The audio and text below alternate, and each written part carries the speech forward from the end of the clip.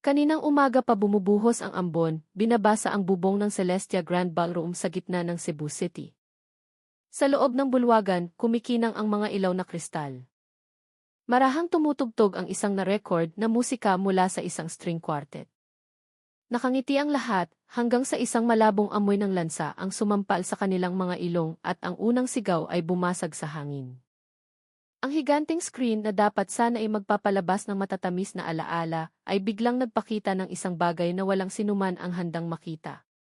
Sa sumunod na segundo, nagbagsakan ang mga baso. Nagtulakan ang mga bisita, ang kanilang mga upuan ay nagkagulo na parang hinahabol ng bagyo. Sa entablado, ang lalaking ikakasal ay nanatiling matigas. Madilim ang kanyang mga mata. Hawak ng kanyang kamay ang liig ng isang basag na bote. Lumingon ang babaeng ikakasal. Nanginginig ang kanyang mga labi habang tinatawag ang pangalan ng kanyang mapapangasawa. Ngunit ang kanyang boses ay nilamon ng takot. Nang tuluyang huminto ang musika, tila huminto sa paghinga ang mundo bago ito sumabog sa hiyawan. Si Marco at ang tunog ng babasagin na hindi malilimutan ng sinumang naroroon. Sa tanghaling iyon, ang pag-ibig ay nilunod ng kahihiyan, paghihiganti at isang nakamamatay na desisyon. Sa ngalan ng Ama, ng Anak, at ng Espiritu Santo, nagsimula ang MC, hilingin po natin ang biyaya at gabay para sa ating bagong mag-asawa. Nakatayo ang kulay abong ulap sa kalangitan ng Cebu na parang basang kumot.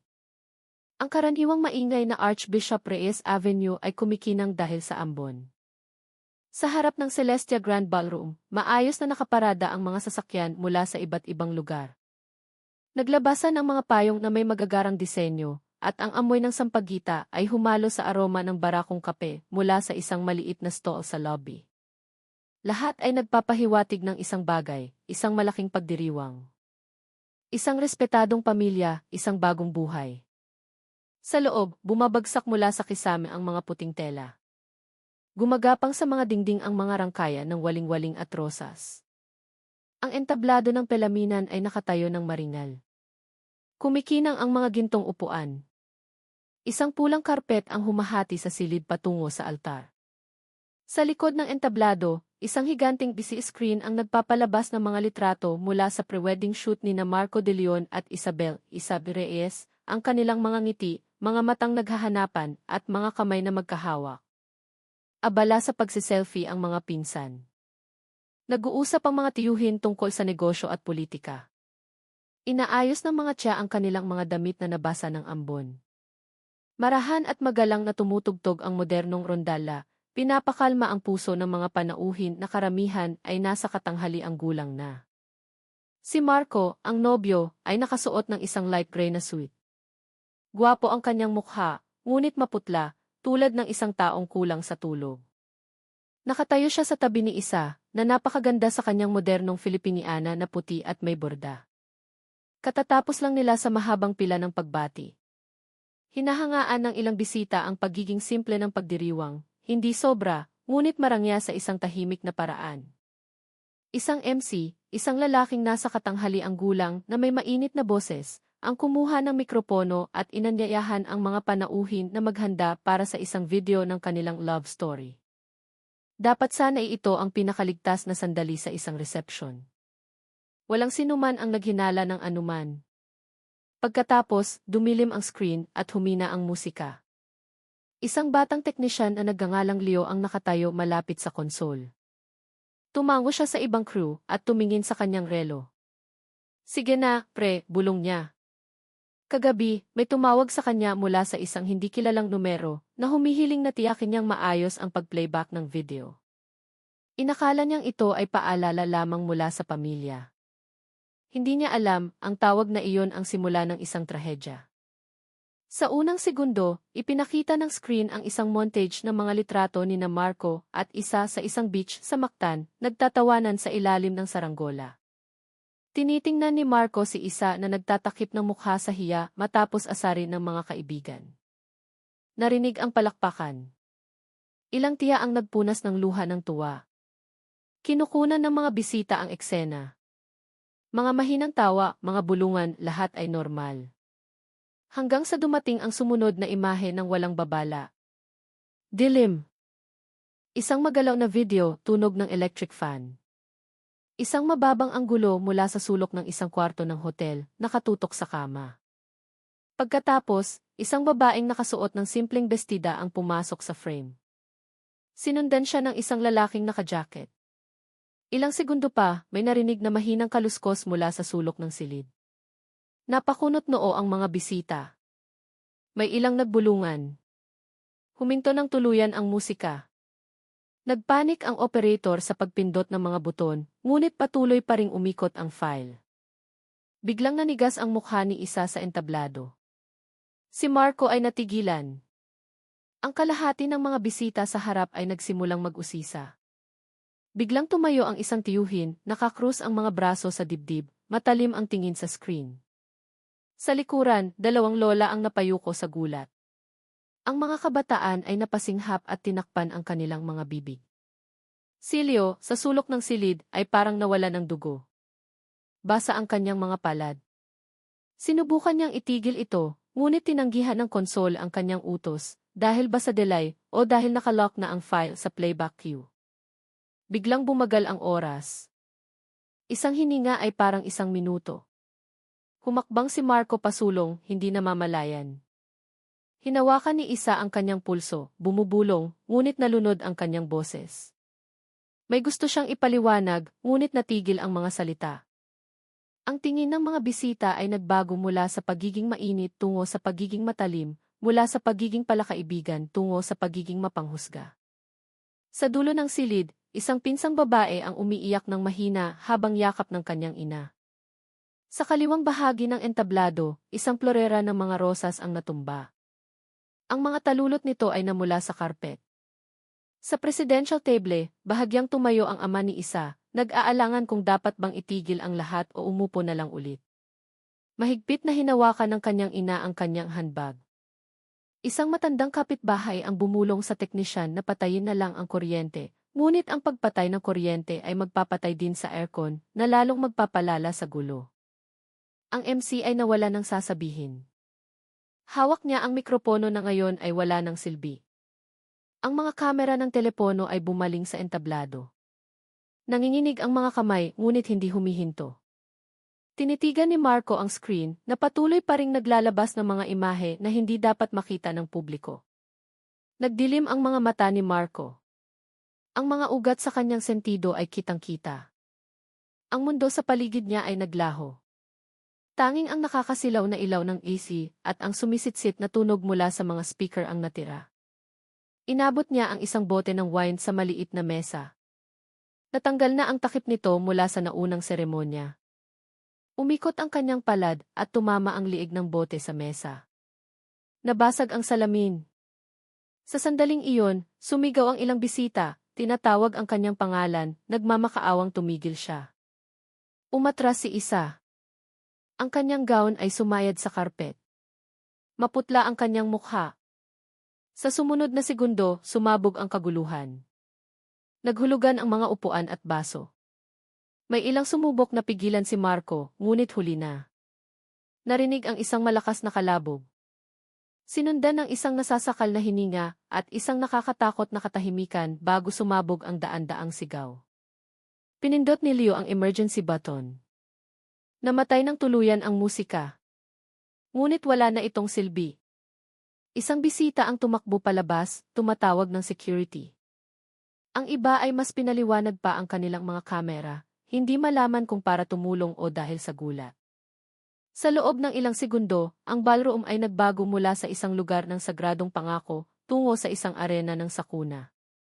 Ang mga bulaklak ng sampagita ay nagbagsakan na parang maliit na ulan sa madulas na sahig. Ilang ina ang napasandal sa dingding, hindi kayang tumingin. Isang matandang lalaki ang dahan-dahang nagdasal. Nanginginig ang kanyang boses. Sa lobby, tumatawag ng emergency services ang receptionist. Pautal-utal ang kanyang mga salita. Ibinaba ng security ng gusali ang mga kortina upang maiwasan ang pagdami ng mga usisero. Ngunit kumalat na ang balita sa pamamagitan ng mga telepono at sabi-sabi. Isang sirena ang papalapit mula sa timog, humihiwa sa maambong na hangin. Isang grupo ng SWAT na may madilim na vest ang unang pumasok sa gusali.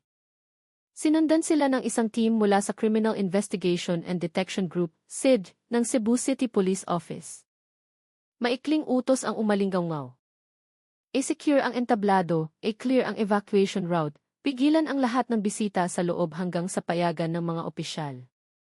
Si Police Major David Santos, nakararating lang, ay sumulyap sa entablado at iniutos na isara ang perimeter. Ang daan patungo sa ballroom ay inilihis. Ang mga ilaw ng rotator ay tumatama sa mga sanaw ng ulan na nagbibigay ng pakiramdam na parang isang eksena sa pelikula na masyadong totoo. Si Police Captain Paolo Cruz ay dumaan sa gitna ng mga tao. Ang kanyang boses ay matatag ngunit nagpapakalma, inaanyayahan ang mga pangunahing saksi na lumayo sa sentro ng kaguluhan. Hiniling niya sa isang hysterical na ina na umupo at huminga ng dahan-dahan. Samantala, ang ibang opisyal ay naglalatag ng dilaw na police line. Sa isang sulok, nakaupo si Marco. Walang laman ang kanyang tingin. Nanginginig pa rin ang kanyang kanang kamay na may hawak na basag na liig ng bote. Nanginginig ang kanyang kaliwang kamay. Walang nangahas na lumapit maliban sa dalawang opisyal na marahang tumatawag sa kanyang pangalan. Lumingon siya, tulad ng isang taong kagigising lang mula sa isang masamang panaginip at inilagay ang basag na bote sa sahig ng walang paglaban. Sa entablado, ang mga labi ng pagdiriwang ay nag-iwan ng isang bakas na hindi madaling mabura, isang puting ribbon na may tilamsik ng dugo, isang basang pulang karpet, isang baukwet ng mga rosas na may mga baling tangkay. Si isa ay nakahandusay sa gitna ng biglang tumahimik na karamihan. Isang nurse na bisita ang mabilis na sumuri at mahinang umiling. Inilabas ng isang opisyal ang isang puting kumot. Yumuko ang mga bisita at ang bulong ng mga dasal ay umalingaw-ngao sa gitna ng mga hikbi. Walang salitang sapat upang markahan ang hangganan sa pagitan ng bago at pagkatapos ng sandaling iyon. Nakatayo si Leo, nakatingin sa konsol na nakabukas pa rin. Ang AC screen ay kusa nang nag-blackout. Ngayon niya lang napansin, sa USB slot, may nakasaksak na isang maliit at itim na flash drive na hindi kanya. Kumabog ang kanyang puso. Gusto niyang sumigaw na may mali na mula pa kagabi, tungkol sa teleponong nag-utos sa kanya na subukan ang video at ang sobrang iniwan sa kanyang mesa. Ngunit hindi makapagsalita ang kanyang dila. Itinaas na lamang niya ang kanyang kamay, itinuturo ang device nang lumapit sa kanya si Captain Cruz. Sa labas, ang ambon ay naging mas masinsin. Ang mga tao sa labas ay nagtipon sa ilalim ng mga kanopi, nagbubulungan tungkol sa kung ano ang nangyari, kung paano ang isang masayang pagdiriwang ay naging isang bangungot dahil lang sa isang video sa screen. May mga naninisi, may mga nagtatanggol, may mga sumuko na lang sa katahimikan. Sa loob, sinimulan na ng mga pulis na buuin ang paunang kronolohiya. At sa gitna ng papalabong amoy ng sampagita, isang tanong ang mabigat na nakabitin, sino ang nagsindi ng unang mitsa? Gabi bago ang kasal. Madilim ang langit sa Cebu, walang mga bituin. Mabigat at maalinsangan ang hangin, na tila nagbabadya ng isang bagay na hindi maganda na naghihintay sa dilim. Sa bahay ng pamilya De Leon sa isang subdivision sa Banilad, abala ang lahat. Inihahanda ng malaking pamilya ang mga huling detalye. Nagluluto ang mga kababaihan, habang ang mga kalalakihan ay nag-aayos ng karagdagang tolda sa hardin. Sa gitna ng kaguluhan, si Marco De Leon ay mag-isang nakaupo sa sala, nakatitig sa screen ng kanyang laptop. Alas 9:47 na ng gabi. Ang tunog ng isang email notification ang bumasag sa katahimikan. Isang kakaibang address ang lumitaw sa kanyang inbox, ang katotohanan lagi at gmail.com. Ang subject ng email ay isang salita lamang, panoorin mo ito bago mahuli ang lahat. Nag-alinlangan si Marco ng ilang segundo. Ang kanyang hintuturo ay nakabitin sa ibabaw ng mouse. Akala niya ay spam. Siguro isang birong pagbati mula sa isang kaibigan. Ngunit ang isang malabong kuryosidad na maihalong hindi maipaliwanag na kaba ang nagtulak sa kanya na buksan ang mensahe. Sa loob, mayroon lamang isang pangungusap, gusto mo pa bang pakasalan ang babaeng ito matapos malaman kung sino talaga siya? At sa ilalim nito, isang maliit na video attachment. Napalunok si Marco. Binuksan niya ang file. Ang tunog ng isang dekuryenteng bentilador. Isang gumagalaw na kamera na nagre-record. Ang sulok ng isang kwarto sa hotel na pamilyar sa kanya, isang hotel sa Maynila, kung saan nanatili si Isa para sa isang business trip noong nakaraang buwan. Sa video, lumitaw si Isa kasama ang isang lalaki. Walang malakas na tunog, walang tiyak na ebidensya, ngunit sapat na malinaw upang biglang huminto ang pagdaloy ng dugo ni Marco. Hindi regular ang tibok ng kanyang puso. Inulit niya ang video, 2 beses, 3 beses, 10 beses. Bawat segundo ay parang isang kutsilyong humihiwa sa kanyang puso. Hindi maaari, bulong niya. Hindi siya iyan. Impossible. Ngunit ang mukha sa screen ay masyadong malinaw. Ang kilos ng katawan, ang boses, maging ang maliit na pulseras na laging suot ni Isa, lahat ay pareho.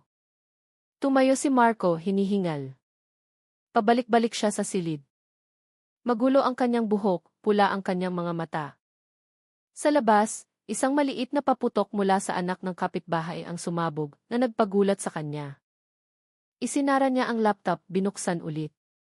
Isinara, binuksan ulit. Gusto niyang burahin ang video, ngunit hindi sumusunod ang kanyang mga daliri.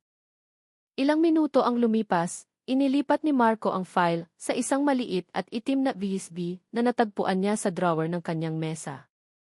Marahil sa isip niya, gusto niya lang itong itago bilang ebidensya para harapin si Isa mamaya. Ngunit ang sakit at kahihiyan na kumukulo sa kanyang dibdib ay nagbago at naging isang mapanganib na ideya. Tumingin siya sa kanilang pre-wedding photo na nakasabit sa dingding. Doon, sila ni Isa ay nakangiti ng malapad sa tabi ng dagat. May naramdaman siyang nabasag sa loob niya. Ang tawanan sa labas ng bahay, ang musika mula sa kusina, lahat ay parang malayo, parang nanggagaling sa ibang mundo. Lampas hating gabi, lumabas si Marco ng bahay nang walang imik. Nilakad niya ang tahimik na kalsada patungo sa timog.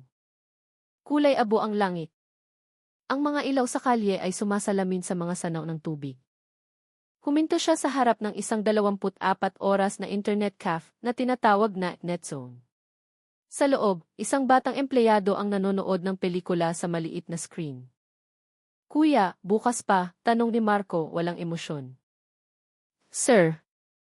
Tuloy. Tahimik ngayong gabi. Umupo si Marco sa pinakadulong cubicle. Binuksan ang computer. Isinaksak niya ang USB sa port. Ipinakita ng screen ang isang folder na walang laman maliban sa isang video file. Nag-type siya ng isang bagay sa search bar, paano mabilis mag-edit ng video. Hindi niya talaga alam kung ano ang gusto niyang gawin. Pagkatapos ng ilang minuto, isinara niya ang lahat ng tab at tinitigan na lang ang file. Pagkatapos ay nagsulat siya ng isang maikling mensahe sa notepad, bukas, malalaman ng lahat kung sino ka talaga. Ngunit hindi niya ito ipinadala.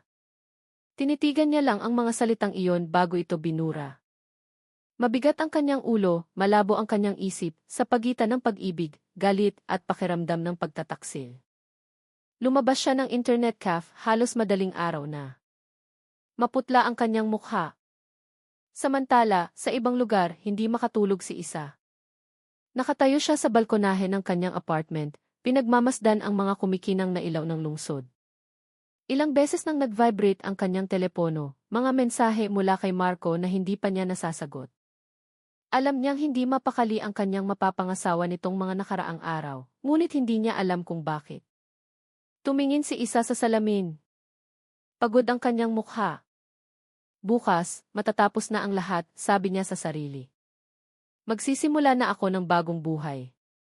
Ngunit may isang malabong anino na nagpapasikip sa kanyang dibdib, mga alaala kasama si Miguel Castro, ang lalaking minahal niya bago niya makilala si Marco. Pinagsisihan niya ang huling pagkikita nila ni Miguel ilang araw na ang nakalipas. Ang pagkikita na akala niya ay pamamaalam lang ay naging isang bumerang nasisira sa lahat. Hindi alam ni Isa na may sumusunod sa kanila noong araw na iyon. Si Carla Mendoza, isang kaibigan mula sa kolehiyo na dating malapit kay Miguel, ay nakaupo sa kanyang kwarto sa Mandao, nakatingin sa screen ng kanyang telepono na may namamaga na mga mata. Sa harap niya, nakabukas ang laptop na nagpapakita ng isang folder ng video na kalilipat lang niya mula sa kanyang telepono. Nanginginig ang kanyang mga kamay. Sa mesa, may isang lumang litrato, siya, si Miguel, at si Isa, tatlong magkakaibigan na nagtatawanan sa kanilang unibersidad. Isang panahon kung kailan ang pag-ibig ay puro pa at hindi pa nagiging lason. Marahang bumulong si Carla. Pinili mo siya, Miguel. Pero tinraidor ka rin niya. Pumatak ang kanyang mga luha sa keyboard.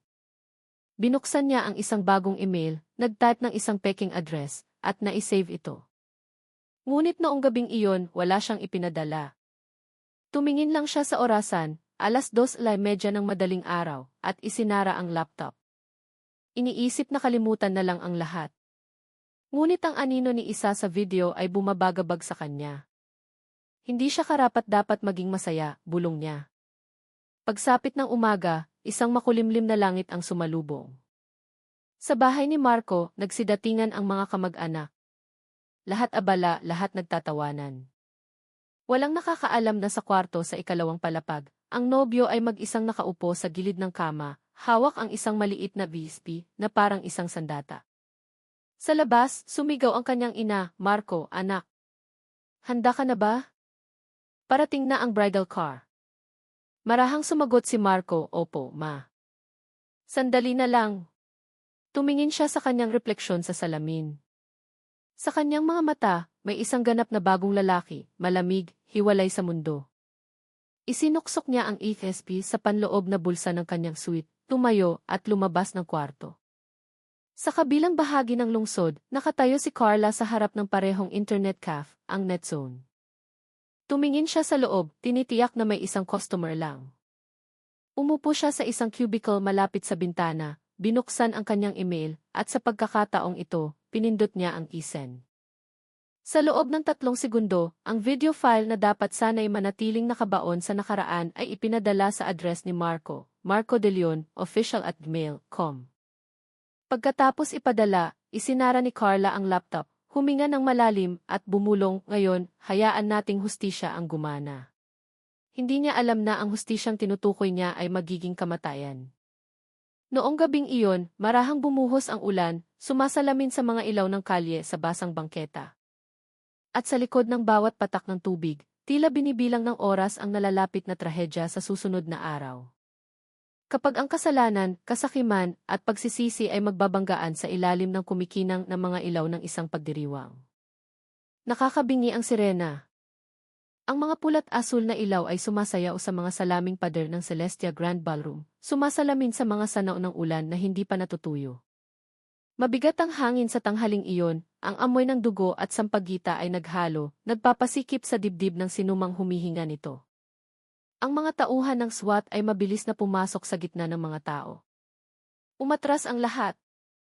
Huwag hawakan ang anuman, umalinggaw ang boses ng isang opisyal. Ang mga bisitang gulat pa rin ay nagkumpol-kumpol malapit sa exit. Ang ilan ay umiiyak. Ang iba ay nakatitig lang sa entablado kung saan ang puting tela ay may bahid na ng pula. Si Police Major David Santos ang huling dumating. Seryoso ang kanyang mukha, basa ng ulan. Pagkatapak pa lang niya sa sahig ng ballroom, alam na niyang hindi ito simpleng away ng mag-asawa. Ito ay isang pagpatay sa gitna ng isang pagdiriwang, isang bagay na iayanig sa buong Cebu sa loob ng maraming linggo. Protektahan ang entablado. Huwag palapitin ang sinuman, mabilis niyang utos. Si Police Captain Paolo Cruz, isang bata at masigasig na detective, ay agad na pinangunahan ang isang maliit na grupo patungo sa entablado. Nakita niya si Marco De Leon na nakaupo sa sahig. Walang laman ang kanyang mukha, nanginginig pa rin ang mga kamay. Sa harap niya, ang kanyang puting suit ay may mansa ng dugo. Sa kanyang kamay, ang basag na liig ng bote ay kumikinang sa ilalim ng mga ilaw ng ghee. Ibaba mo yan, Marco. Walang paglaban. Tumingin lang ng diretso ang lalaki at dahan-dahang inilagay ang basag na salamin sa sahig. Pinatay. Pinatay ko siya, bulong niya, halos hindi marinig. Sumenya si Paolo. Dahan-dahang pinusasa ng 2 opisyal si Marco, inalalayan siyang palayo sa mga tao. Walang sigawan, walang pagtutol. Lahat ay parang nangyayari sa isang masamang panaginip na masyadong totoo. Sa kabilang banda, ang mga mediko ay nakayuko sa tabi ng katawan ni isa. Ang kanyang puting gown ay basa na at hindi na kumikinang. Isang doktor ang maikling bumulong, wala ng pulso. Tinakpan ng isang opisyal ang kanyang katawan ng puting tela. Ang mga bisitang nakakakilala sa kanya, mga katrabaho, mga malayong kamag-anak, ay humagulgol. Napapikit sandali si Major Santos. Marami na siyang nahawakang kaso, ngunit ang makita ang dalawang taong dapat sana inag-iisang dibdib na pinaghiwalay ng kamatayan sa kanilang masayang araw ay iba. Huminga siya ng malalim at tumingin kay Paolo. I-secure ang lahat ng ebidensya. Walang dapat maiwan. Tumango si Paolo, sinisimulan ang kanyang routine. Bawat segundo sa crime scene ngayon ay ginto. Minarkahan niya ang lokasyon ng basag na bote, kumuha ng mga litrato ng bawat sulok ng silid, at itinala ang posisyon ng katawan. Malapit sa mesa ng operator, nakita niya si Leo, ang teknisyan. Ikaw ang nagpatakbo ng video kanina, tanong ni Paolo, matatag ngunit kalmado. Napalunok si Leo. Opo, sir. Pero hindi ko po alam ang laman. Sino ang nagbigay ng file? Kagabi may tumawag. Sabi galing daw sa pamilya. Pinapatest daw sa akin ang love story video. Hindi ako naghinala. Nagbigay pa nga sila ng sobre. Sabi huwag daw ipagsabi dahil sorpresa raw sa mag-asawa. Tinaas ni Paolo ang kanyang kilay. Naitabi mo ba ang numerong tumawag? Dahan-dahang tumango si Leo, ipinapakita ang kanyang call history. Isang numero na walang pangalan. Kinunan agad ni Paolo ng litrato ang screen at ipinasa ito sa forensics team. Samantala, sinuri ng ibang opisyal ang computer sa mesa ng operator. Sir! May itim na VSB na nakasaksak pa sa port, sigaw ng isang tekniko. Lumapit si Paolo. Nagsusuot ng latex gloves, dahan-dahan niyang inalis ang ESP. Tinitingnan ito sa ilalim ng ilaw ng flashlight. Isang simpleng ESP. Walang tatak. Oras, 12:21 sabi niya sa forensic staff. Agad na inilagay ang ESB sa isang evidence bag, nilagyan ng label at isinara. Tinawag ni Major Santos si Paolo sa isang tabi. Sa karanasan ko, sabi niya ng mahina, ang mga kasong tulad nito ay bihirang kasing simple ng itsura.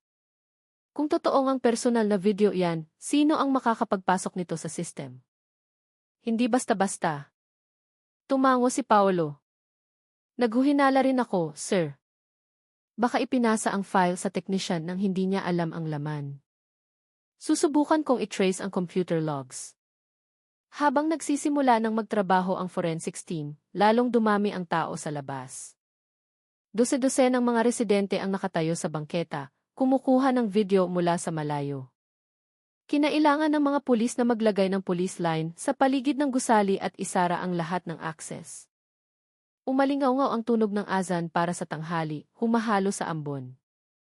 Sa loob, dinala si Marco sa isang hiwalay na silid para sa paunang investigasyon.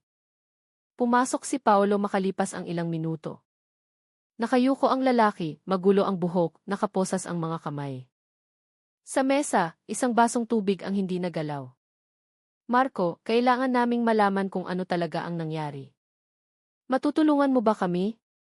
Tumingin si Marco ng walang emosyon at dahan-dahang tumango. Gusto ko lang malaman ng lahat kung sino siya. Hindi ko sinasadyang patayin siya. Sino ang nagpadala ng video? Hindi ko alam. Isang email mula sa isang hindi kilalang tao. Ipinadala niya kagabi. Nasa laptop mo pa ba? Tumango ulit si Marco. Kinopya ko sa flash drive na iyan para i-play sa reception.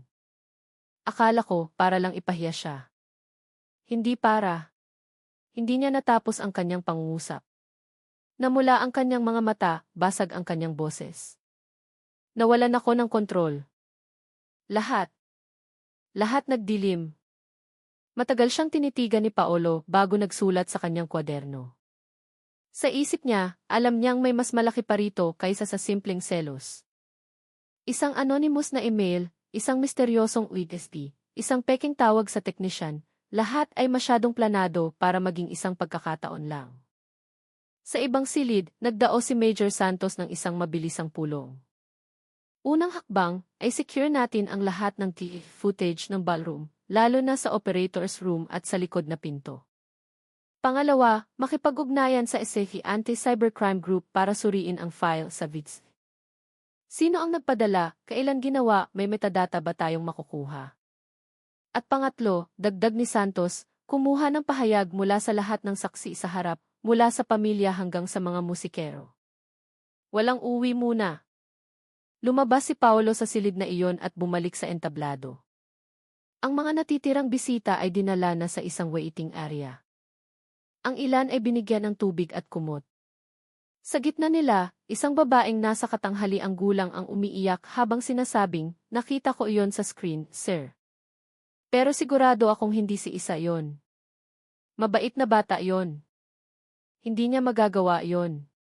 Pinakalma siya ni Paolo, itinala ang kanyang pangalan, Tita Elena, tiyahin ni Isa. Habang nagsisimulang huminahon ang sitwasyon, tinawag ng isang forensic officer si Paolo. Sir, may nahanap kami sa ilalim ng mesa ng operator. Itinaas niya ang isang maliit na plastic bag na naglalaman ng isang basang puting sobre. Sa loob nito, nakatuping maayos ang mga 1,000 piso. Ito siguro ang sobreng sinasabi ng teknisyan. Tumango si Paolo. Itago yan. Suriin natin ang fingerprints. Pagsapit ng hapon, tumila ang ulan, ngunit nanatiling kulay abo ang langit. Nakolekta na ang lahat ng ebidensya, ang basag na bote, ang itim na BSD, ang sobre, ang laptop ni Marco, at ang mga recording. Dinala ng ambulansya ang labi ni Isa sa isang punerarya para sa otopsya, habang si Marco ay dinala sa headquarters ng TIS para sa karagdagang investigasyon. Nang makaalis na ang lahat ng sasakyan, tumayo si Major Santos sa ilalim ng isang canopy, pinagmamasdan ang marangyang gusali na ngayon ay tahimik at malamig. Dahan-dahang umuugoy pa rin ang mga chandelier dahil sa pagkakasarado ng mga pinto. Sa sahig, ang mga talulot ng sampagita ay dumikit sa halos tuyo ng dugo, isang tanawin na mananatili sa kanyang isipan ng matagal. Paolo, sabi niya ng mahina, alam mo ba kung ano ang pinakamapanganib sa pag-ibig? Tumingin si Paolo sa kanyang hepe. Ano po, sir? Hindi ang kasinungalingan, kundi ang katotohanang inilabas sa maling panahon. Hindi sumagot si Paolo. Tumingin lang siya sa basang kalsada sa harap nila, naririnig ang mahinang tawag mula sa radyo ng pulisya. Unit 21, ihanda agad ang paunang ulat. Kailangan nating matukoy ang pinagmula ng AFSCO at ng email. Nagsisimula pa lang ang lahat. Sa isang lugar, hindi alam kung saan, isang tao ang nakatingin sa screen ng kanyang telepono, binabasa ang isang maikling balita sa isang lokal na portal. Trahedya sa araw ng kasal, nobya, patay sa gitna ng resepsyon. Isinara ng taong iyon ang screen, dahan-dahang gumalaw ang kanyang mga labi, sa pagitan ng pagsisisi at kasiyahan. Muling bumuhos ang ulan, tinatakpan ang kanyang mukha. Mabilis na dumating ang gabi sa Cebu. Ang Celestia Grand Ballroom ay selyado na, may dilaw na police line sa lahat ng pinto. Sa forensic lab ng TA, nakatitig si Captain Paolo Cruz sa isang computer screen na nagpapakita ng laman ng itim na vids. Isang file lang ang nasa loob, isang AV4 video, 1 minuto at 58 segundo ang haba. Walang putol, walang editing, sabi ng digital technician. Ayon sa metadata, ni-record ang file na ito 3 araw bago ang insidente.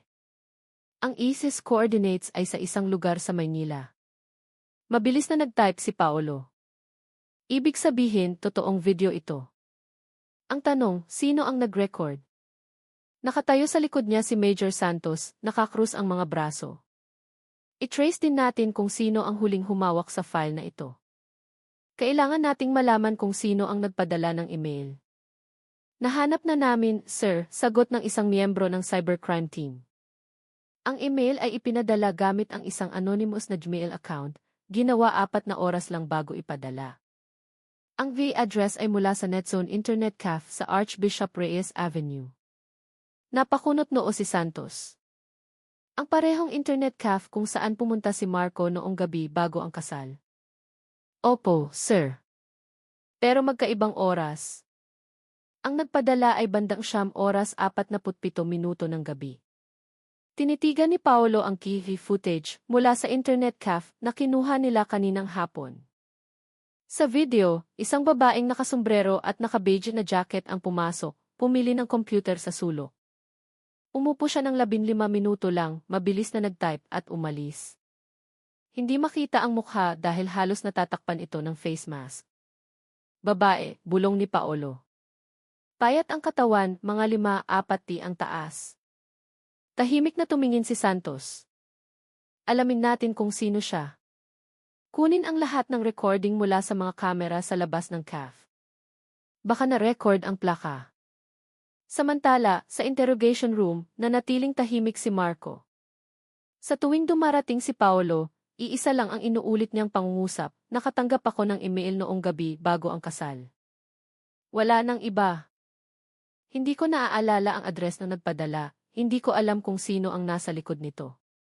Tinitigan ni Paolo ang mga matang walang laman, nararamdaman na mayroon pa ring natitira roon, sa pagitan ng pagkalito at pagkamuhi sa sarili. Kinabukasan ng umaga, lumabas ang resulta ng otopsya kay Isa. Isang malalim na sugat sa kaliwang sentido dahil sa tama ng isang matigas na bagay, tugma sa basag na bote na natagpuan. Walang senyales ng pagtatanggol sa sarili. Baka hindi man lang siya nakasigaw. Isinara ni Paolo ang report, mabigat ang dibdib. 9:00 ng umaga, dumating ang isang team mula sa SEC Anti-Cybercrime Group na may dalang bagong balita. Sa ibabaw ng FSD, natagpuan ang malinaw na fingerprint ni Marco at isa pang fingerprint na hindi pa natutukoy. Hindi ito kay Leo ang teknisyan. Maliit ang fingerprint na ito. Posibleng sa isang babae, sabi ng opisyal. Ang babae sa internet CAF, bulong ni Paolo. Lahat ng piraso ay nagsisimulang tumuro sa iisang direksyon. Hapon, bumalik si Paolo at dalawang kasama sa NetZone.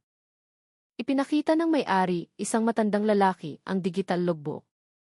Mula sa kamera sa parking lot, na-record ang isang pulang scooter na huminto eksaktong 9:45 ng gabi. Ang plaka, likhi 3,417 daso. Agad na ipinadala ni Paolo ang data sa DT. Sa loob ng ilang minuto, lumabas ang resulta. Ang sasakyan ay nakarehistro kay Carla Mendoza, 27 taong gulang. Address sa Mandeo City. Ang pangalang iyon ay lumitaw din sa listahan ng mga bisita sa kasal ni Isa. Sa ilalim, nakasulat, Carla, kaibigan sa kolehiyo. Matagal na tinitigan ni Santos ang tala. Kaibigan sa kolehiyo ng biktima. Interesante. Idinagdag ni Paolo at naging kakurso rin niya si Miguel Castro. Ang lalaki sa video. Isang maikling katahimikan ang bumalot sa silid. Tumingin si Santos kay Paolo. Dalhin mo si Miguel dito. Ngayong gabi, tingnan natin kung ano ang koneksyon niya kay Carla. Gabi na, dumating si Miguel Castro sa istasyon ng pulisya na may pagod na mukha. Hindi siya lumaban.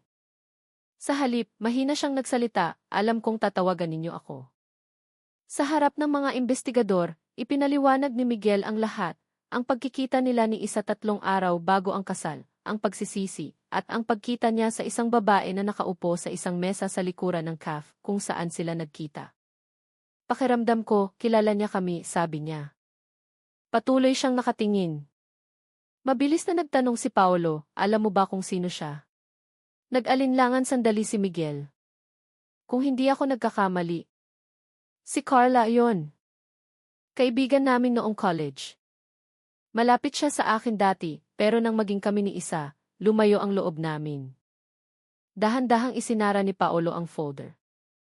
Lahat ng piraso ay tumuturo na ngayon sa isang pangalan.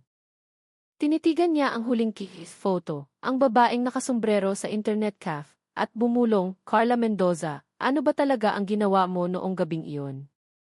Mahinang bumuhos ang ulan sa labas ng istasyon. Sa computer screen, kumikislap ang cursor sa tabi ng pangalan ni Carla Mendoza. Ang unang posibleng suspect. Isang trahedya ang nagsisimula ng malutas. At alam ng mga investigador na sa likod ng trahedya sa ballroom, mayroon pang isang taong hindi pa humaharap sa hustisya. Dapit hapon. Mabigat at maalinsangan ang langit sa Cebu. 2 sasakyan ng pulis ang huminto sa harap ng isang simpleng apartment sa Mandao. Mula sa unang sasakyan, bumaba si Captain Paolo Cruz, kasama ang 2 kasama. Dahan-dahan ngunit mariin silang kumatok sa pinto. Carla Mendoza. dahan-dahang bumukas ang pinto. Isang batang babae na may maputlang mukha ang tumambad sa kanila. Nakatali lang ang kanyang buhok, namamaga ang mga mata, at nanginginig ang mga kamay na maihawak na tasa ng kape. Ako si Carla, mahina niyang sagot. Mula kami sa Cebu City Police Office. Hinihiling namin na sumama ka sa istasyon para magbigay ng pahayag tungkol sa kaso sa Celestia Grand Ballroom. Hindi tumutol si Carla. Ibinaba niya ang tasa, kinuha ang kanyang jacket, at dahan-dahang tumango. Sa loob ng sasakyan, nakatingin lang siya sa bintana. Ang mga anino ng mga puno na mabilis na dumadaan ay sumasalamin sa kanyang mga matang walang laman. Sa interrogation room, tahimik. Nagsimula nang umikot ang voice recorder. Umupo si Paolo sa kabilang panig ng mesa, binuksan ang isang folder na naglalaman ng mga litrato ng itim na beast, mga kuha mula sa kikis ng internet cafe, at ang larawan ng pulang scooter na may plakang AV 3,417. Carla, may sapat kaming ebidensya na ikaw ang nagpadala ng email na naglalaman ng video kay Marco De Leon noong gabi bago ang kasal, sabi ni Paolo, walang emosyon. Matagal na tinitigan ni Carla ang mga litrato. Nanginginig ang kanyang mga labi. Wala akong pinatay, sabi niya. Alam namin yan. Pero ang email na ipinadala mo ang nag-udyok sa pagkamatay ng isang tao. Gusto naming malaman kung bakit mo ginawa yon. Huminga ng malalim si Carla. Mahigpit na magkahawak ang kanyang mga kamay sa kanyang kandungan. Hindi ko kayang makita silang masaya, bulong niya, halos hindi marinig. Mahal ko si Miguel mula pa noong college. Pero pinili niya si Isa. Tinitigan siya ni Paolo nang walang imik. Nagpatuloy si Carla, basag ang boses. Magkakaibigan kaming tatlo noon. Akala ko, tapos na ang lahat nang maghiwalay sila. Pero nang malaman kong ikakasal na si Isa sa iba, nagalit ako. Hindi sa kanya, kundi sa tadhana. Nagsimulang pumatak ang kanyang mga luha. Pagkatapos, nakita ko silang nagkita ulit sa isang cafe. Nakaupo ako sa likod. Nagmamasid. Hindi ko alam kung bakit sinundan ko siya sa hotel. Gusto ko lang ng pruweba na hindi kasing buti ni Isa ang iniisip ng lahat. Natao rin siya na nagkakamali. At ni-record mo sila, sabi ni Paolo. Dahan-dahang tumango si Carla, nakayuko. Tinatago ko ang video sa loob ng 3 araw. Akala ko wala akong gagawin. Pero noong gabing iyon, nakita ko ang pre-wedding photos nila sa social media, puno ng mga komento, perfect couple. Nasuklam ako. Ipinadala ko ang video. Naisip ko, hayaan na ang katotohanan ang magsalita. Ang katotohanang ipinadala mo ay pumatay ng isang tao, matalim na sabi ni Paolo. Tinakpan ni Carla ang kanyang mukha ng 2 kamay, humahagulgol. Hindi ko alam na papatayin siya ni Marco. Akala ko, kakanselahin lang niya ang kasal. Hindi. Hindi ganito. Matagal siyang tinitigan ni Paolo. Bakit sa internet cafe ka nagpadala? Bakit hindi sa bahay mo? Natakot akong matrace, tapat niyang sagot. Gumawa ako ng bagong account, nagpadala mula sa cafe, tapos binura ko lahat. Akala ko, ligtas na. Pero hindi pala. Mapait siyang humiti sa gitna ng kanyang pag-iyak. Bumukas ang pinto. Pumasok si Major Santos. Emma Mendoza, sabi niya, malalim ang boses, maaaring hindi ka ang sumaksak, pero ikaw ang nagsindi ng apoy. At ang apoy na iyon ay tumupok sa 3 buhay. Dahan-dahang tumingala si Carla, patuloy pa rin ang pag-agos ng luha. Alam ko po, sir. Gabi-gabi, naririnig ko ang sigaw ni Isa sa isip ko. Hindi ako makatulog. Nagsisisi ako. Kung ganoon, tulungan mo kami, mariing sabi ni Santos. May iba pa bang nakakaalam sa video bukod sa'yo? Mabilis na umiling si Carla. Wala po. Ako lang. Pero nag-alinlangan siya sandali, may kakaiba. Ang tawag sa teknisyan ng ballroom. Si Leo. Hindi ako yon. Hindi ako tumawag sa kahit sino para ipa-play ang video. Hindi ko nga alam kung anong oras ito ipinalabas. Tumingin si Paolo kay Santos. Nagpalitan sila ng tingin. May ibang tao sa likod ng lahat ng ito. Isang taong alam ang laman ng video, alam ang oras ng pagdiriwang, at tiniyak na lalabas talaga ang video sa screen. Isinara ni Santos ang folder. Hahanapin natin kung sino ang nasa likod ng tawag na yon. Yumuko si Carla. Nanginginig ang kanyang mga balikat. Habang inaakay siya ng mga opisyal palabas ng silid, nanghihina ang kanyang mga hakbang. Ang anino ng kanyang katawan sa dingding ay mukhang mahaba at payat, na parang isang kasalanang hindi mawawala kahit pa umamin na siya. Nagsimulang dumilim sa labas. Ang mga ilaw sa kalye ay sumindi, sumasalamin sa mga salamin ng istasyon. At sa gitna ng liwanag na iyon, alam ni Paolo na hindi pa tapos ang misteryo. Mayroon pang isang anino, nagtatago sa likod ng mga eksena, naghihintay na mabunyag. Muling bumuhos ang ambon noong gabing iyon. Sa headquarters ng TA, maliwanag pa rin ang ilaw sa investigation room kahit halos hating gabi na. Nakaupo si Captain Paolo Cruz sa harap ng computer, tinitingnan ang listahan ng mga tawag sa telepono ni Leo, ang teknisyan. Ang hindi kilalang numero ay lumitaw ng isang beses lang, 9:23, isang araw bago ang trahedya. Walang pangalan, walang mensahe. Ngunit sa recording ng pag-uusap na nakuha mula sa server ng telecom company, narinig ang boses ng isang babae, kalmado ngunit matatag.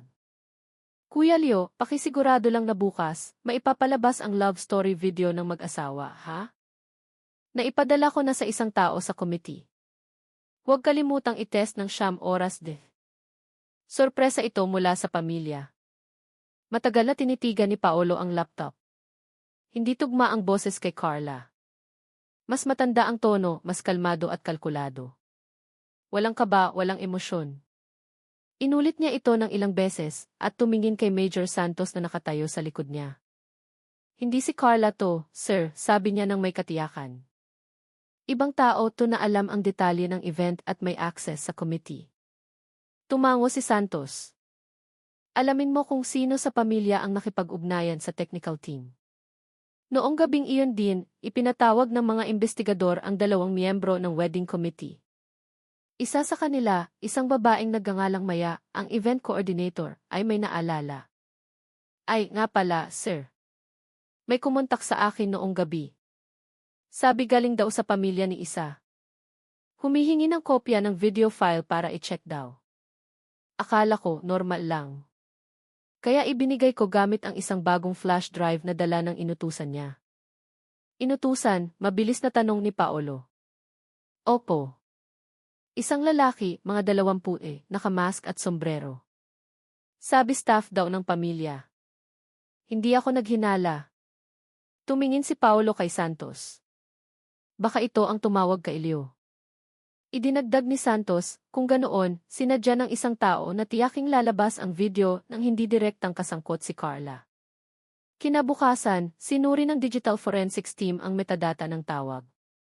Ang resulta, ang numero ay nakarehistro sa pangalan ni Teresa Ramos, isang empleyado ng isang event organizer na dating kliyente ni Isa. Naging aktibo lang ang numero sa loob ng 2 araw bago ito na-deactivate. Agad na tinunto ni Paolo at ng kanyang team ang huling address ni Teresa sa Bantayan. Maliit ang kanyang bahay, nakalock ang pinto. Sabi ng kapitbahay, umalis siya 2 araw na ang nakalipas. Sabi niya, aalis daw ng syudad.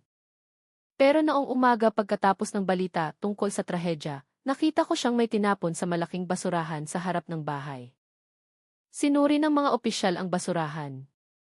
Sa loob, natagpuan ang mga piraso ng isang sirang SD card, isang face mask, at isang resibo para sa pagbili ng isang XD na pareho ang brand sa natagpuan sa ballroom. Tinitigan ni Paolo ang mga gamit. Nagsimulang manlamig ang kanyang pakiramdam. Sinusubukan niyang burahin ang kanyang mga bakas, bulong niya. Pero bakit niya ginawa ito? Sino ang nag-utos? Hapon, lumabas ang background report. Teresa Ramos, 32 taong gulang, dating marketing staff, sa isang event organizer na tinanggihan ang isang proyekto mula sa pamilya ni Isa. 2 buwan na ang nakalipas, natanggal siya dahil sa akusasyon ng kapabayaan. Minsan siyang nagsulat sa social media, may mga taong nagpapakasal sa ibabaw ng pagdurusa ng iba. Sana buksan ng Diyos ang kanilang mga maskara. Binasa ni Paolo ang post na iyon, tumigas ang kanyang panga. So, personal na paghihiganti ito. Idinagdag ni Santos, pero masyadong planado para sa simpleng paghihiganti. Alam niya kung sino ang tatawagan, alam ang tamang oras, at alam pa ang laman ng video. Saan niya nalaman?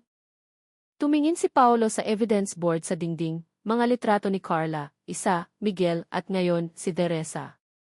Isang pulang linya ang nag-ugnay sa kanilang apat, parang isang sapot ng gagamba. Baka nalaman niya kay Carla, sabi niya ng dahan-dahan.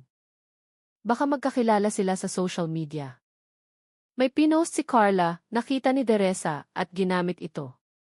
Bahagyang tumango si Santos. Kung ganoon, habulin natin si Teresa. Magpadala ng alerto sa lahat ng pantalan at terminal. Huwag siyang palabasin ng probinsya.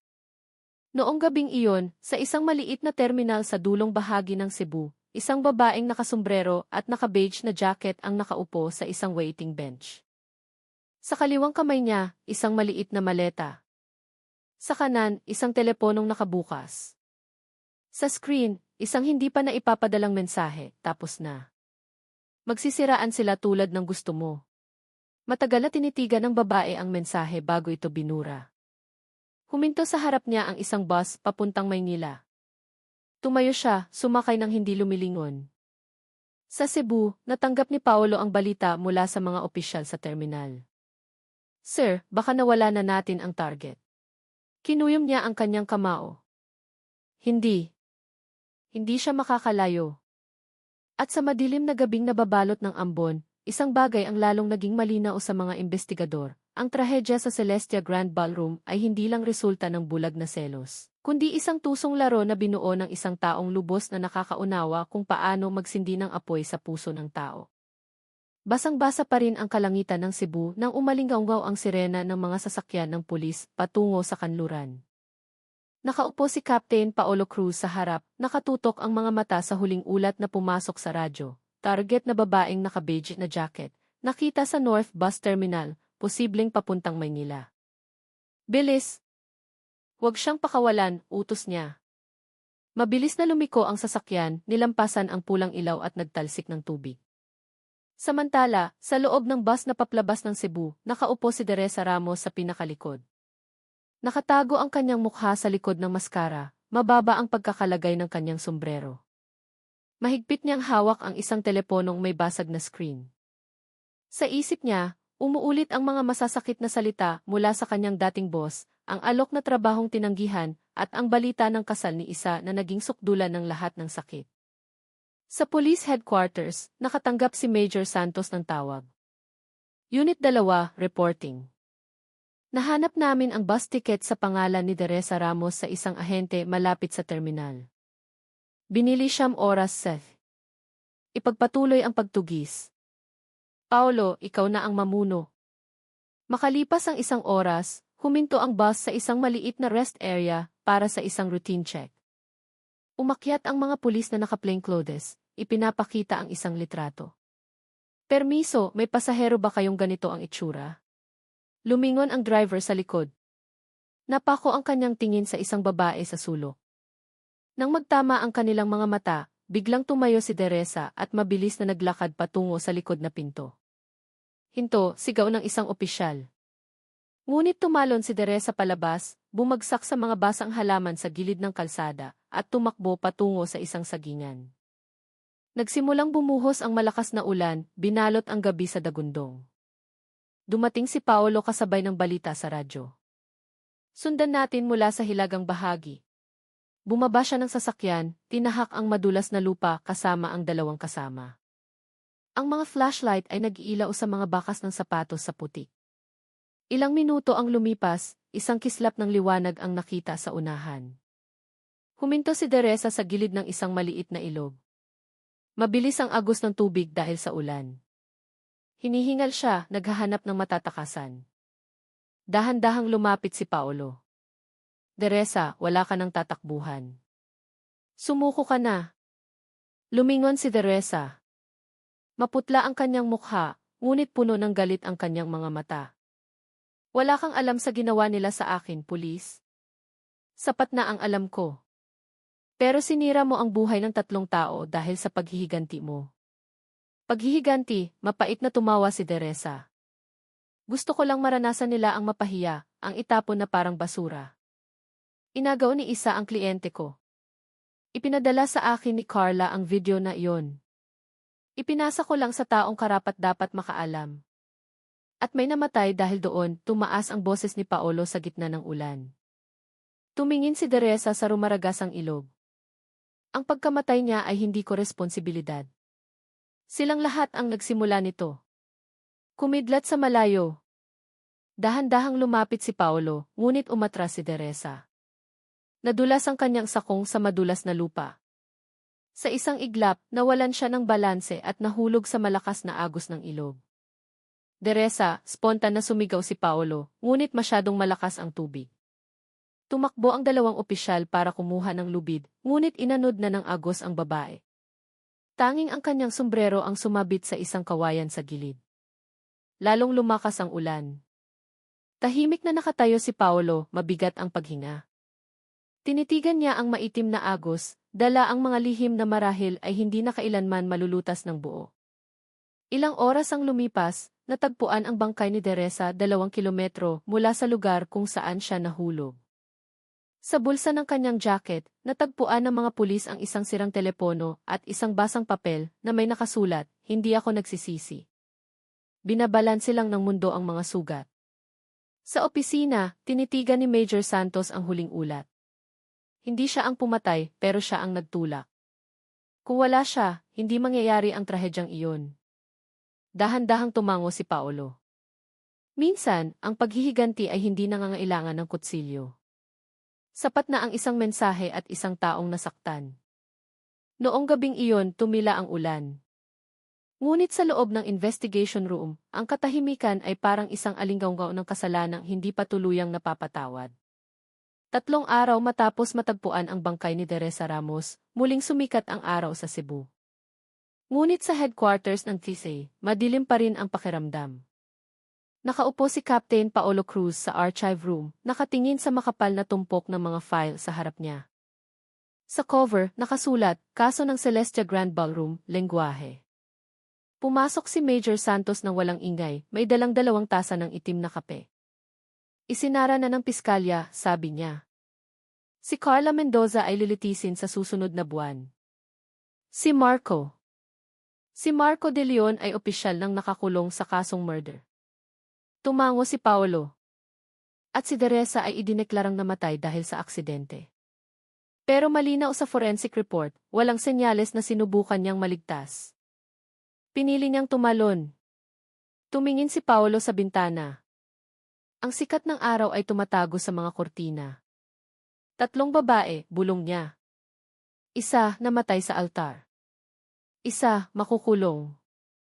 Isa, piniling malunod. Lahat dahil sa iisang bagay, pag-ibig na naging paghihiganti. Huminga si Santos ng kape. Pag-ibig. Madalas, mas mapanganib pa kaysa sa bala. Ilang oras ang lumipas, pumunta si Paolo sa kulungan para makita si Carla Mendoza. Nakaupo siya sa likod ng rehas, maputlang ngunit kalmado. Maikli na ang kanyang buhok, walang laman ang kanyang mga mata. "Kamusta ka?" mahinang tanong ni Paolo. Tumingin si Carla sa kawalan. "Gabi-gabi nananaginip ako." Minsan, nakangiti si isa. Minsan, nakatingin siya sa akin, may dugo sa mukha. Hindi ko alam kung alin ang totoo. Alam mo bang patay na si Teresa? Dahan-dahang tumango si Carla. Narinig ko sa abogado ko. Siya ang tumawag sa teknisyan, di ba? Ginamit niya ang video na ipinadala ko para sirain silang dalawa. Pero sa huli, siya rin ang nasira. Matagal na natahimik si Carla. Akala ko, alam ko na ang pakiramdam ng mawalan. Pero ngayon ko lang nalaman. Gusto kong humingi ng tawad, pero wala nang natira para makinig. Tinitigan ni Paolo ang babae, halo ang galit at awa. Ang magagawa mo na lang ngayon ay maging tapat sa korte at sa sarili mo. Hayaan mong isara ng katotohanan ang sugat na ito. Mapait na umiti si Carla. Lahat tayo may kanya-kanyang bersyon ng katotohanan, Captain. Pero kung pwede lang, gusto kong ibalik ang oras bago ko binuksan ang kamera ng telepono ko. Umalis si Paolo nang walang imik. Sa kanyang opisina, tinitigan niya ang caseboard, ang litrato ni isa sa kanyang puting gown, si Marco na may madilim na mukha, si Carla sa interrogation room, at ang mugshot ni Teresa. 4 na mukha, 4 na landas patungo sa pagkawasak. Pumasok si Major Santos. Isasara na ng Internal Affairs ang kaso sa susunod na linggo. Gusto ko ng isang huling bagay. Isulat mo ang personal mong konklusyon. Konklusyon, sir. Hindi technical report. Gusto ko ang opinyon mo bilang isang tao. Tumingin si Paolo sa isang blankong papel at dahan-dahang nagsulat. Ang kasong ito ay hindi tungkol sa pagpatay, kundi tungkol sa kung paano nawawalan ng kontrol ang tao sa kanyang puso. Isang video, isang click, sapat na para magsindi ng apoy na tutupok sa lahat ng katinuan. Walang tunay na salarin, walang purong biktima. Tanging mga taong sobrang nagmahal, sobrang napuot, at hindi alam kung kailan dapat huminto. Ibinaba niya ang panulat at isinara ang folder. Sa labas, ang hangin ng gabi ay umiihip sa mga dahon. Ang amoy ng sampagita ay malabong paalala sa isang kasal na hindi natapos. Tumayo si Santos sa pintuan. Alam mo, Paolo, sa tuwing hahawak ako ng ganitong kaso, iisa lang ang napagtatanto ko. Kayang patawarin ng tao ang isang mamamatay tao, pero mahirap patawarin ang pakiramdam na tinraidor. Dahan-dahang tumango si Paolo. At kapag nangyari yon, walang batas ang mas mabilis pa kaysa sa galit. Tahimik silang dalawa. Dahan-dahang bumagsak ang gabi, nilalamon ang huling sinag ng liwanag. At sa Celestia Grand Ballroom na ngayon ay walang laman, ang mga sampagitang dating palamuti sa altar ay nag-iwan pa rin ng malabong halimuyak, isang bakas ng pag-ibig na naging isang walang hanggang sugat. Umaga na, manipis ang ulap sa langit ng Cebu. Sa harap ng Hall of Justice, 12-12 ng mga reporter at residente ang nagtipon para sa unang pagdinig ng kaso ng Celestia Grand Ballroom. Mahigpit ang seguridad. Sa loob ng korte, mabigat ang hangin. Puno ang mga upuan. Sa silya ng mga akusado, tahimik na nakaupo si Marco de Leon nakaposas. Payat ang kanyang mukha, malalim ang mga mata. Ang kulay abong uniforme ng bilanggo ang pumalit sa puting suit na dati niyang suot. Hindi kalayuan sa kanya, nakayuko si Carla Mendoza. Pumasok ang mga hukom. Malakas na tumunog ang gavel. Ang pagdinig sa kaso kriminal guilty. 4-2-0-2-0-2-4 laban kina Marco de Leon at Carla Mendoza ay binubuksan na. Tumayo ang piskal, binabasa ang sakdal. Na noong ika-25 ng Oktubre 2023, ang akusadong si Marco de Leon ay sinadyang saktan na naging sanhi ng pagkamatay ng biktimang si Isabel Reyes sa kanilang sariling kasal. Na ang nasabing gawain ay udyok ng galit matapos matanggap ang isang video na ipinadala ng akusadong si Carla Mendoza. Bawat salita ay parang isang suntok sa dibdib ni Marco. Yumuko siya ng malalim. Nang magsalita ang abogado ni Marco, sinabi niya, ang kliyente po namin ay hindi isang mamamatay tao, kagalang-galang. Siya ay biktima ng manipulasyon, ng kasinungalingan at ng paghihiganti. Nawalan siya ng kontrol dahil sa matinding kahihiyan sa harap ng publiko. Tumingin ang hukom kay Marco. Totoo bang natanggap mo ang video noong gabi bago ang kasal? Dahan-dahang tumango si Marco. Opo, kagalang-galang. At ikaw ang nag-utos na i-play ito? Opo. Pero hindi ko po intensyong pumatay. Gusto ko lang siyang mapahiya, tulad ng pagkapahiya ko. Basag ang boses ni Marco sa huli. Sumunod na tinawag si Carla. Nanginginig ang kanyang mga kamay. Ako po ang nagpadala ng email, sabi niya, garalgal ang boses. Ako ang nagsimula ng galit na iyon. Pero hindi ko alam na ganito ang kahihinatnan. Tinanong ng piskal, bakit mo ginawa?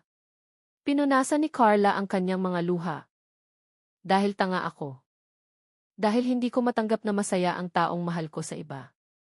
Nagpatuloy ang paglilitis ng maraming oras. Ipinakita ang mga ebidensya, ang teeth, ang mga testimonya. Nang ipakita ang itim na BSP, muling bumigat ang tensyon. Pagsapit ng hapon, ibinaba ng hukom ang hatol. Matapos isaalang-alang ang lahat ng ebidensya, hinahatulan ng korte ang akusadong si Marco de Leon na nagkasala ng homicide in a state of passion at sinentensyahan ng 20 taong pagkakakulong. Ang akusadong si Carla Mendoza ay napatunayang nagkasala ng pagpapakalat ng pribadong materyal na naging sanhi ng pinsala at hinahatulan ng 7 taong pagkakakulong. Nag-iyakan sa silid. Napapikit lang si Marco. Humagulgol si Carla. Bago sila ilabas, tumingin si Marco sa pamilya ni Isa. Hindi po ako humihingi ng tawad, sabi niya ng mahina. Pero gusto kong malaman ninyo, nagsisisi ako. Nagkita ang kanilang mga mata ni Carla habang dinadala sila sa sasakyan, 2 taong parehong talo, 2 kaluluwang hindi na makakabalik sa nakaraan. Tanging ang mga tinging puno ng pagsisisi. Sa labas, nagsimulang umambon. Para kay Paolo na nakatayo sa hagdan, lahat ay tahimik. Tumingin siya sa langit at bumulong, kayang isara ng batas ang kaso, pero hindi nito kayang isara ang mga sugat. At sa gitna ng ulan, ang 2 taong nagsimula ng bagyo ay dinala palayo, iniiwan ang isang mundong wala ng lugar para sa kanilang pag-ibig.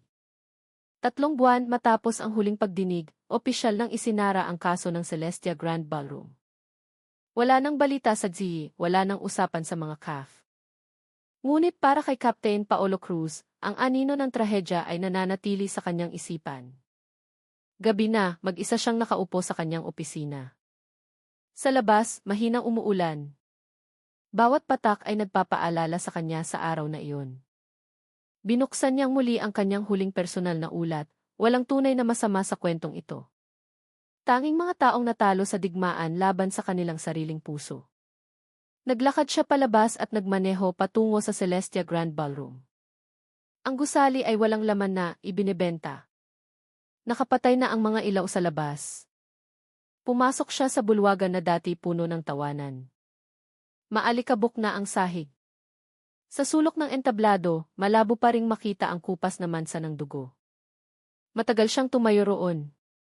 Sa kanyang isipan, tila nakikita niyang muli si Isa na nakangiti sa kanyang puting gown, naririnig ang musika, at biglang napapalitan ng sigaw. Lahat ng ito ay maiiwasan, bulong niya, kung isa man lang sa kanila ay huminto. Isang yabag ang nagpalingon sa kanya. Isang lalaking nasa katanghali ang gulang, ang ama ni Isa. Hindi ko alam na madalas po kayo rito, sir, sabi ni Paolo. Mahinang humiti ang lalaki. Bawat buwan, naglilinis ako ng mga bulaklak at nagsisindi ng kandila. Siguro, gawi lang ng isang ama. Umupo sila. Noong una, galit ako sa lahat, sabi ng ama ni Isa. Galit kay Marco, kay Carla, maging sa sarili ko. Pero natutunan kong hindi binubuhay ng galit ang sinuman. Pumunta ako sa kulungan 2 linggo na ang nakalipas. Dinalaw ko si Marco. Payat siya, pero kalmado ang mga mata. Hindi niya ipinagtanggol ang sarili. Sabi niya lang, salamat po sa pagdalaw. Alam kong hindi ako karapat-dapat patawarin. Hindi ko alam kung bakit, pero hindi na ako nagalit. Isang mahabang katahimikan. Kung alam lang ng lahat kung paano magpatawad, sabi ng ama, baka hindi ganito karami ang trahedya sa mundo. Yumuko si Paolo. Ang pagpapatawad po ang pinakamabigat. Pero ito rin ang tanging paraan para makapamuhay tayo. Iniwan niya ang ama ni Isa at nanatiling mag-isa sa madilim na bulwagan. Binuksan niya ang kanyang telepono, tinitigan ang mga lumang litrato, si Isa at Marco na masayang magkatabi. Matagal niyang tinitigan bago ito binura sa kanyang gallery. Tama na, bulong niya. Oras nang huminto sa pag-alala. Lumabas si Paolo sa hardin. Malamig ngunit nakakakalma ang hangin. Nakita niya ang isang sampagita na tumutubo malapit sa hagdanan, marahil isang ligaw na usbong mula sa mga dating palamuti. Pumitas siya ng isang talulot at hinawakan ito. Sa malayo, kumikinang ang Cebu City. Tumingin si Paolo sa langit at ipinikit ang mga mata. Walang absolutong katotohanan, bulong niya. Mayroon lang pagpili, ang huminto sa pagkamuhi o ang patuloy na masunog sa paghihiganti. Naglakad siya palayo, hinahayaang maglaho ang tunog ng ulan sa kanyang likuran. Ang kaso ng Celestia Grand Ballroom ay tapos na, ngunit ang aral nito ay mananatiling buhay, na ang pag-ibig ay maaaring magligtas, Ngunit maaari ring manira kung nakalimutan ng tao kung paano ito kontrolin.